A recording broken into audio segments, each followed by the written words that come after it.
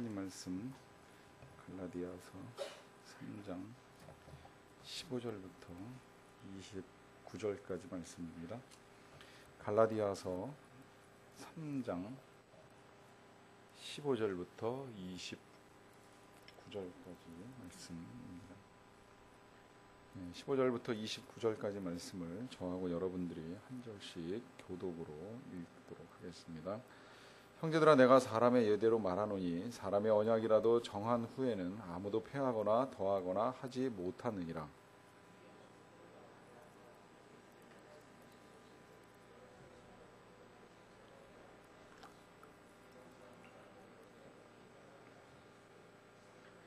내가 이것을 말하노니 하나님께서 미리 정하신 언약을 430년 후에 생긴 율법이 폐기하지 못하고 그 약속을 헛되게 하지 못하리라.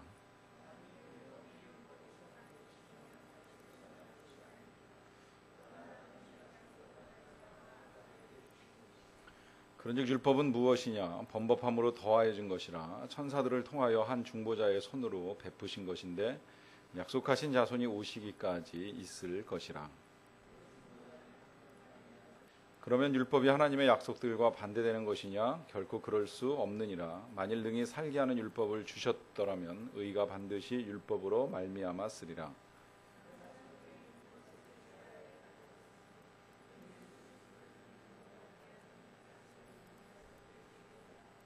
믿음이 오기 전에 우리는 율법 아래에 매인바 되고 계시될 믿음의 때까지 갇혔느니라.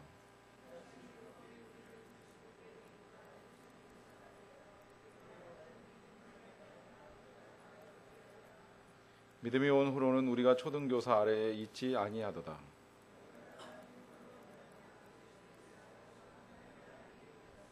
누구든지 그리스도와 합하기 위하여 세례를 받은 자는 그리스도로 옷 입었느니라.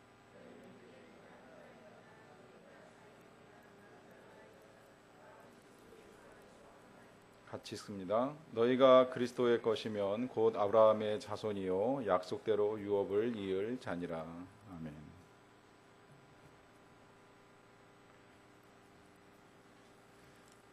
자, 아이들이 그 성격이 형성되는 것에 있어서 타고나는 부분이 적지 않다고 생각을 합니다. 유전적으로 부모님의 성격과 성품을 많은 부분 물려받습니다.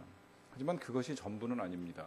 또 성장하는 과정 중에 아이가 부모님과의 관계 속에서 어떠한 경험을 하느냐라고 하는 것이 그 아이가 세상을 살아가는 이제 태도를 결정짓는 중요한 요인이 되기도 합니다.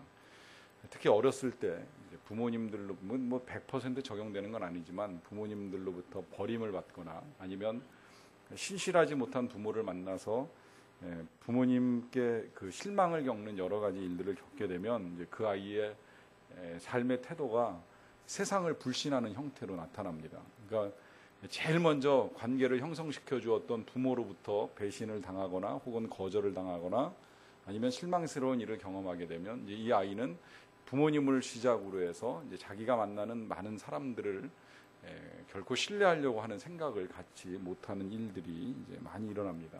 이 일은 신앙에도 많은 영향을 미칩니다. 그래서 그러한 경험이 신앙에 영향을 미쳐서 하나님을 믿음에 있어서도 계속해서 하나님의 신실하심을 의심하게 되고 하나님과 관계를 맺는 데 있어서 불편함을 겪는 경우들을 많이 보게 됩니다.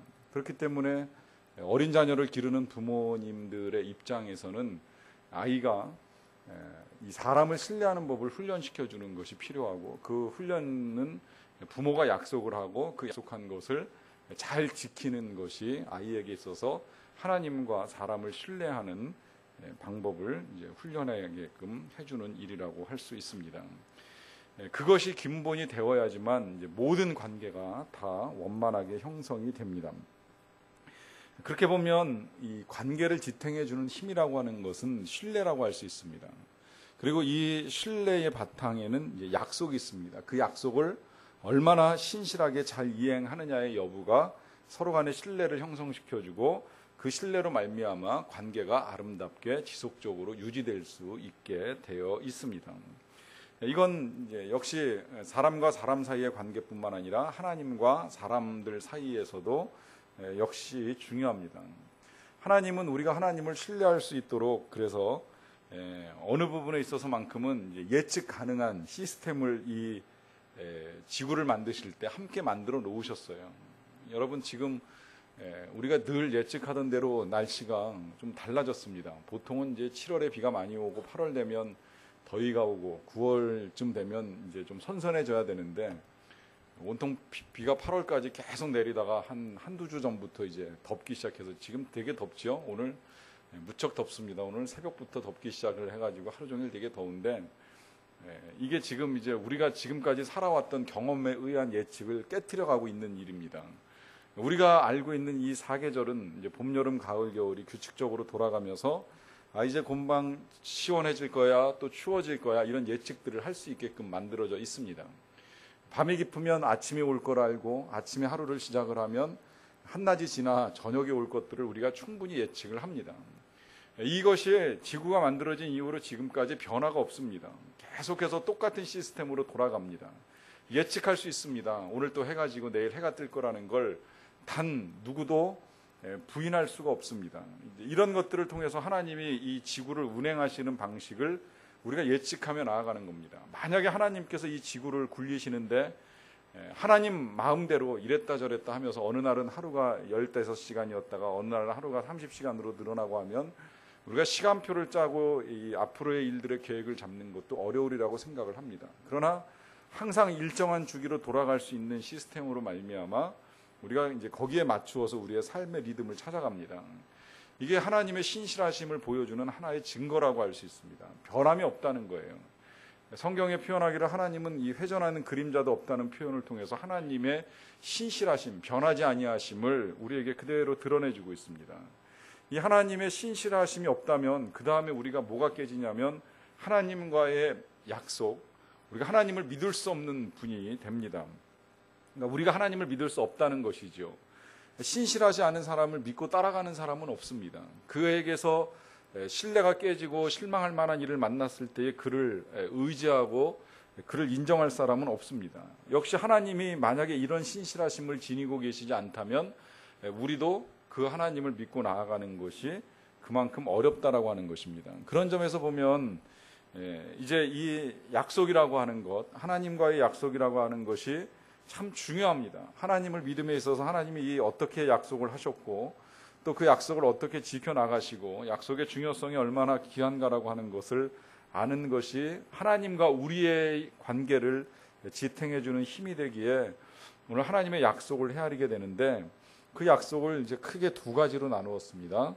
첫째는 믿음이 오기 전의 약속이라고 구분을 하였고 그 다음에 이제 두 번째로는 믿음이 온 후의 약속이라고 하는 표현을 사용을 하는데 이 타이틀만을 놓고 보게 되면 조금 표현이 옳은가라고 하는 의문이 생깁니다. 왜냐하면 믿음이라고 하는 건 이제 일찍이 있었거든요. 아브라함 때부터 믿음은 있었습니다. 노아도 하나님을 믿었다고 하면 믿었다고 할 수 있는데 도대체 믿음이 오기 전후로 구분하는 이유는 뭐냐고 하면 좀 더 정확하게 표현을 하자고 하면 예수님이 오시기 전의 약속과 예수님이 오신 이후의 약속에 대한 표현이라고 할 수 있습니다. 다만 이 표현을 그냥 그대로 믿음이라고 표현을 한 것은 성경이 그렇게 표현을 하고 있어요. 갈라디아서 3장 23절에는 믿음이 오기 전에라는 표현을 사용을 하고 있고 또 갈라디아서 3장 25절을 보시게 되면 믿음이 온 후로는 해서 믿음이 오기 전과 후가 어떻게 구분이 되는가 설명을 하고 있는데 좀 더 정확하게 이 표현을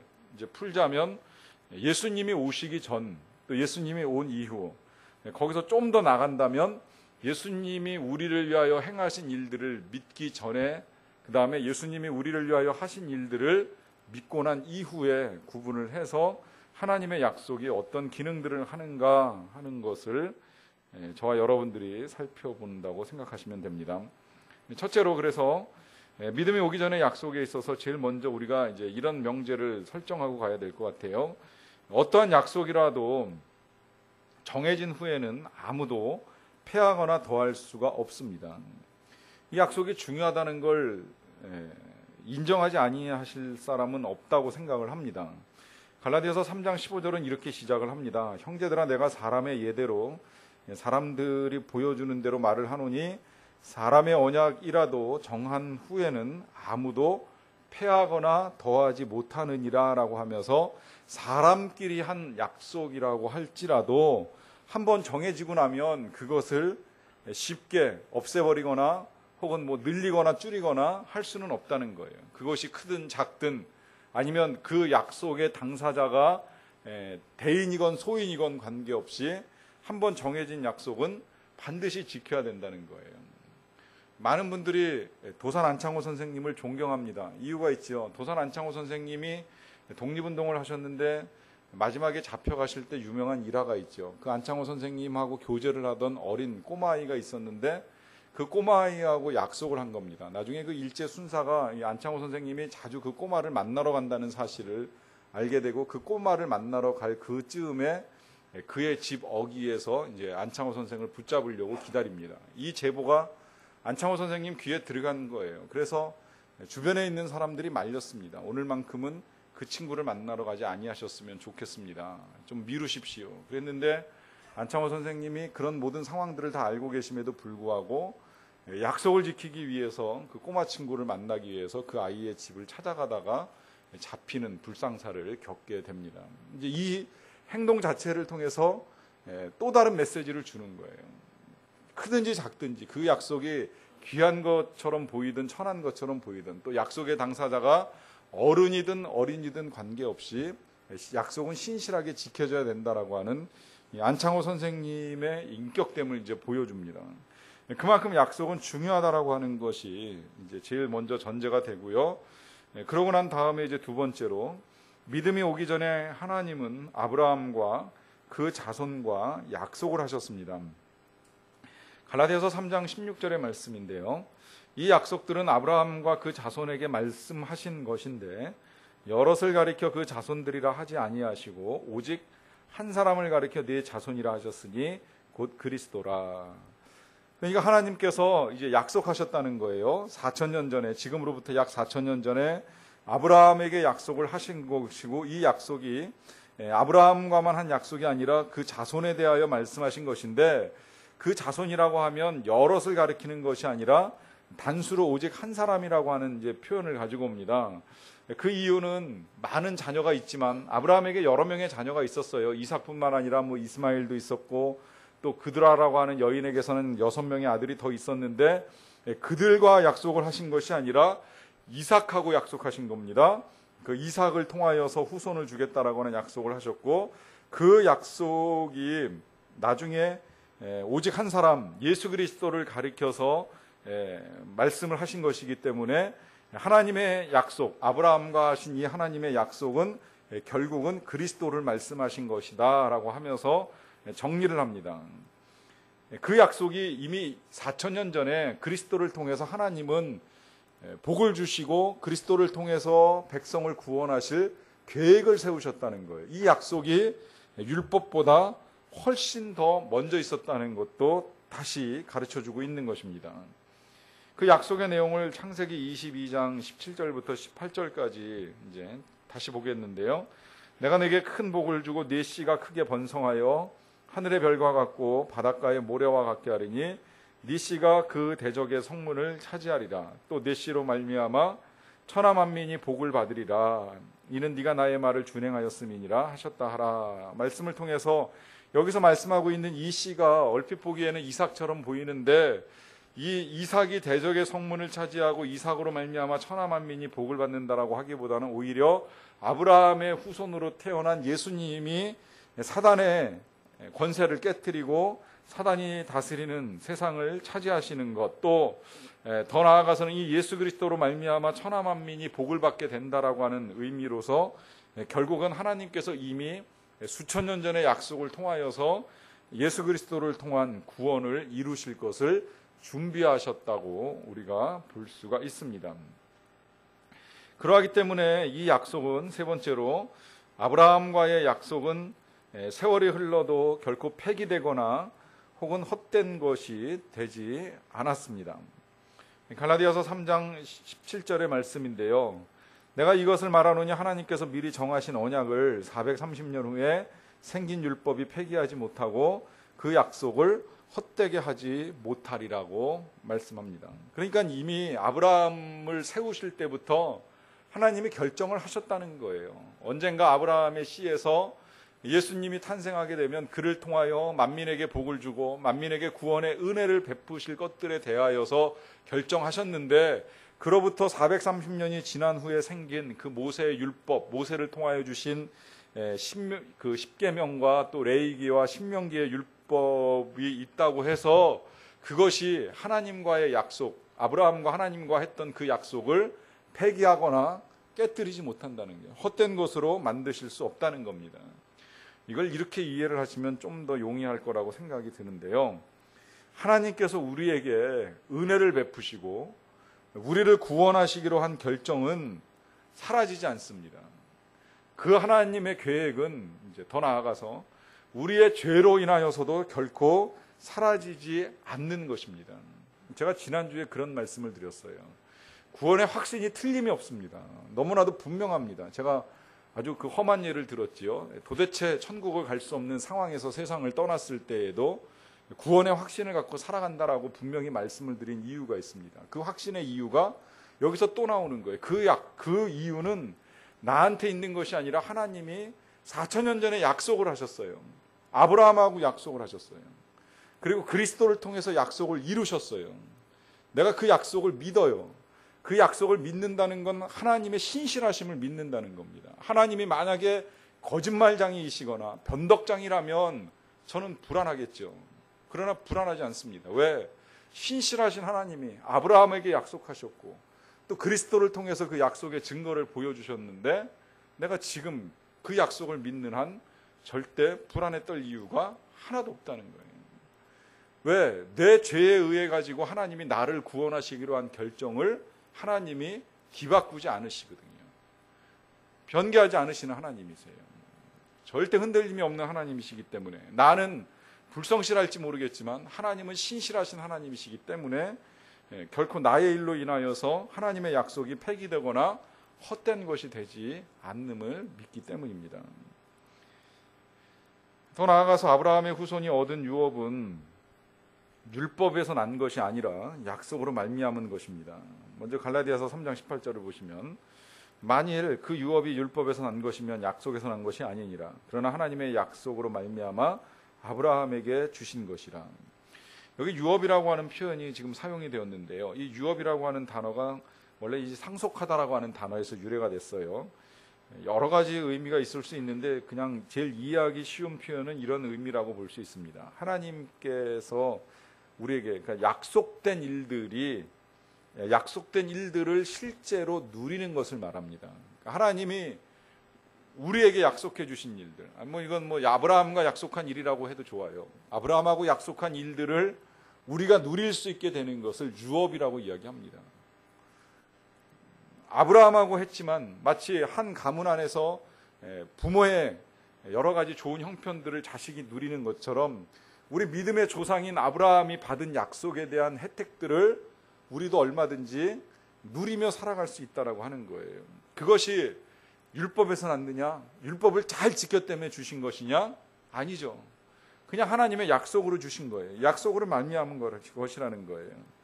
그래서 그 약속을 믿기만 하면 우리도 복된 삶, 아브라함처럼 복된 삶 내지는 복의 근본된 삶을 살아갈 수가 있다라고 하는 의미입니다. 그러면 약속하셨으면 됐지. 굳이 모세하고 율법을 세워가지고 율법을 지켜야 되느니 말아야 되느니 왜 우리를 혼란스럽게 할 이유가 뭐가 있겠느냐, 이런 질문이 있을 수가 있습니다. 이제 그 질문에 대한 답이 19절에서 바울이 자문자답을 하는 거예요. 그러면 율법은 뭐냐? 율법이 왜 필요하냐? 이런 질문을 하는 거죠. 이유를 묻고 대답을 합니다. 범법함으로 더하여진 것이라. 이 말은 뭐예요? 인간이 범죄하기 때문에 율법은 그 범죄를 막기 위하여 믿음이 오기 전까지 있을 거라는 거예요. 그러니까 범법함으로 더하여진 것이라고 하면서 천사들을 통하여 한 중보자의 손, 여기서 중보자는 모세라고 볼 수 있겠지요. 중보자의 손을 통하여서 하나님이 이제 건네주신 것인데, 약속하신 자손, 이 자손은 예수님입니다. 아까 단수라고 봤죠. 이 약속하신 예수님이 오시기까지 있을 것이라, 그 중보자는 한 편만을 위한 자가 아니나 하나님은 한 분이시니라 라고 하면서 율법의 존재 근거를 분명하게 밝혀줍니다. 그것은 하나님의 백성들이 엉망으로 살아갈 가능성이 많다는 것을 하나님이 알고 계신 거예요. 그러니까 비록 하나님이 아브라함하고 약속을 하셨습니다. 후손을 통하여 복을 주시겠다고. 그러나 그 약속을 받은 자녀들은 그 약속을 믿고 거룩하게 살아갈까요? 아니, 그럴 가능성이 많다는 걸 하나님이 아신 거예요. 이미 하나님이 경험을 하셨어요. 수차례. 언제? 노아의 때에 경험하셨잖아요. 이 사람들이 하도 범죄하니까 하나님이 사람 지으셨음을 탄식하실 정도로 인간이 얼마나 패역한가를 보셨어요. 다 홍수로 휩쓸어 버렸습니다. 노아의 가족만 구원을 하고 새로운 인류가 시작되기를 바랬어요. 몇 세대 가기도 전에 또 바벨탑을 세우는 거예요. 하나님이 아시는 겁니다. 인간 안에 있는 죄성을.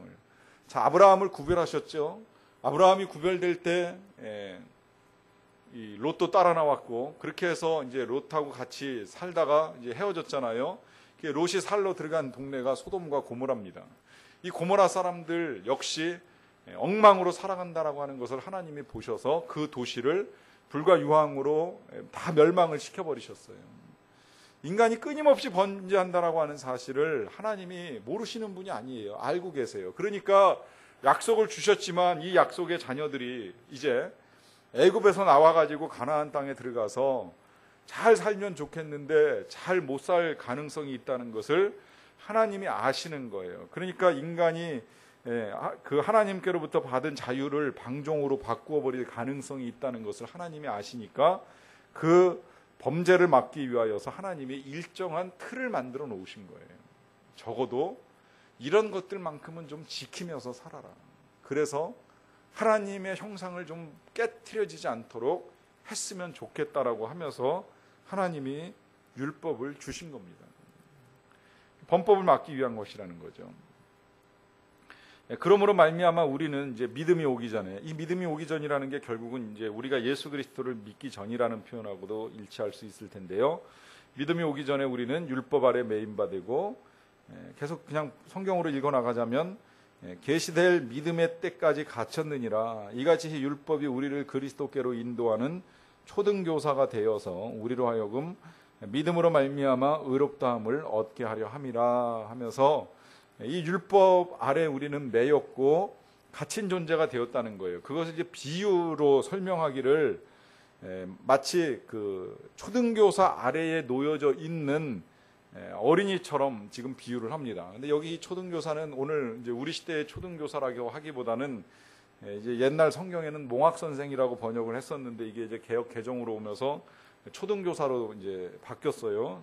몽학 선생이나 초등교사나 지금 원문을 이해하는 데는 조금 이렇게 썩 좋은 표현은 아닌데, 이 초등교사가 원래는 이제 그리스 헬라 시대에 존재했던 이 한 개인의 가정 교사인 노예라고 할 수 있습니다. 그러니까 노예로 사는 사람들 중에 좀 똑똑한 노예들이 있어요. 그러니까 공부한 노예가 있습니다.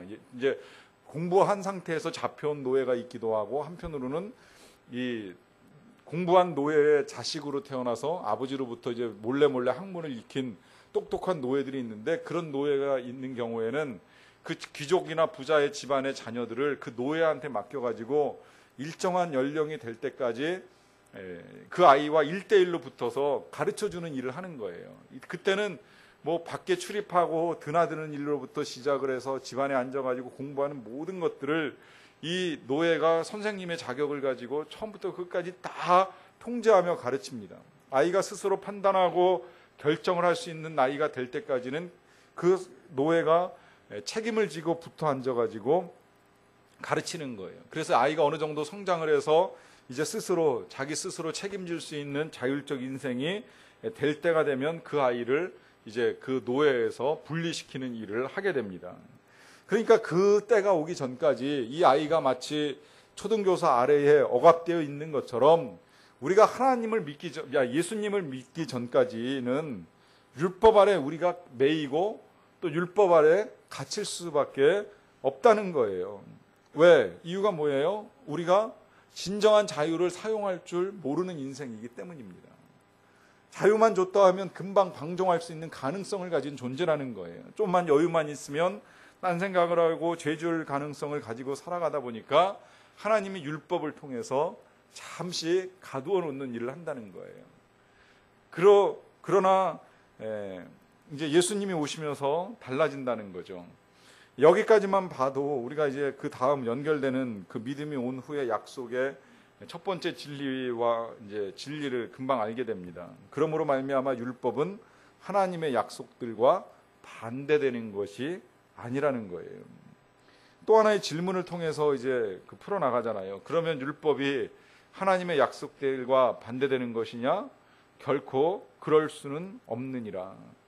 만일 능히 살게 하는 율법을 주셨더라면, 이걸 이렇게 표현하면 좀 더 이해하기 쉬울 것 같은데요. 우리가 율법을 다 지켜서 살 수 있다면, 율법을 다 지켜서 구원을 받을 수 있다면 우리의 의가 반드시 율법으로 말미암아 쓰리라. 그러나 그럴 수 있어요? 없어요. 그러나 성경이 모든 것을 죄 아래 가두었으니, 모든 것을 죄 아래 가두었다는 말은 우리의 인생이 죄를 벗어날 수 없다는 거예요. 또 성경은 그러한 우리의 상태를 깨닫게 해 주니, 이런 의미예요. 우리가 그런 죄 가운데 있는 존재이고 우리의 힘으로 율법을 지켜서 의를 이룰 만한 능력이 없다는 것을 알게 되었으니, 이는 예수 그리스도를 믿음으로 말미암는 약속을 믿는 자들에게 주려 하려 함이라. 그러니까 결국 무슨 이야기예요? 왜 율법이 필요한 거예요? 율법이 반대되지 않는 이유는 뭐예요? 율법을 볼 때 우리가 우리의 힘으로 구원을 이룰 수 없다는 상태를 인정하게 되는 거예요. 참 이 부분이 중요합니다. 오늘 우리가 구원을 이해하고 하나님의 사랑과 은혜를 이해함에 있어서 이 부분을 모르니까 우리가 얼마나 그 은혜가 크고 사랑이 큰지를 깨닫는데 오히려 더 어려움을 겪는다고 볼 수 있어요. 우리가 정말 지옥을 가보고 지옥의 고통이 얼마나 큰 줄 알면 지금 살고 있는 여기서 하나님과 함께 살아가는 것도 천국이네, 정말 감사하네, 이런 고백이 나올 수밖에 없어요. 우리가 얼마나 철저하게 죄인인가, 구원받을 수 있는 가능성이 없는가를 알아야지만 그로 말미암아 하나님의 사랑이 얼마나 큰가를 알 수 있게 된다는 거예요. 이걸 알도록 주신 율법이 하나님의 약속과 반대가 되느냐? 그럴 수 없다는 거예요. 그러하기 때문에 그 어느 신학자의 표현대로 우리는요, 율법주의자가 돼서도 아니 되지만 반율법주의자가 돼서도 아니 됩니다. 율법주의자라고 하는 말은 율법을 지켜야지만 구원을 받고 의를 이룰 수 있다고 생각하는 게 문제라는 거죠. 반면에 그렇다고 율법이 필요 없다, 반율법주의, 이것도 아니라는 거예요. 율법이 필요가 없는 건 절대 아니에요. 우리의 죄성을 깨닫는데도 율법이 필요하지만 이제 나중에 우리가 5장 6장 가게 되면 율법의 제3 사용이라고 하는 또 하나의 기능을 배우게 되는데, 그 기능을 위해서도 율법은 필요한 거예요. 그러나 율법에 매일 필요는 없다는 겁니다. 율법에 매여가지고 내가 율법을 이루지 못하는 것 때문에 하나님의 약속, 그 구원의 약속을 계속 의심하고 그로 말미암아 죄책감에 사로잡히고 두려워 떨며 살아갈 그럴 필요까지는 없다는 이야기입니다. 그 다음에 이제 두 번째로, 믿음이 온 후로 우리는 다 그리스도 예수 안에서 하나님의 아들이 되었습니다. 계속 설명합니다. 성경을 통해서 25절, 믿음이 온 후로는 우리가 초등교사 아래에 있지 아니하도다. 너희가 다 믿음으로 말미암아 그리스도 예수 안에서 하나님의 아들이 되었다. 그래요. 그러니까 초등교사 아래에서 학문을 배우던 사람에서 이제 하나님의 아들이 되었다고 하는 이 표현을 사용하는데, 아들이라고 하는 표현을 사용하는 의미가 있죠. 첫째, 아들이라고 하는 것은 자유인을 의미합니다. 이제 노예도 아니고 또 초등교사 아래에서 학문을 배우는 어린아이도 아니라는 거예요. 스스로 판단하고 스스로 결정하고 스스로 이루어갈 수 있는 자유인이 되었다는 거예요. 그러면서 이제 또 이 아들이라고 하는 표현이 가지고 있는 또 하나의 의미는 상속자가 되었다는 거예요. 이제 은혜의 상속자, 아브라함의 약속을 이어받을 수 있는 그 약속의 후손이 되었다는 의미도 됩니다. 그래서 그렇게 하나님의 아들이 되었으니 누구든지 그리스도와 합하기 위하여 세례를 받은 자는, 세례를 확실하게 정의했어요. 그리스도와 합하는 일이라고. 그 그리스도와 합하기 위하여 세례를 받은 자는 그리스도로 옷 입은 거나 다름이 없다는 거예요.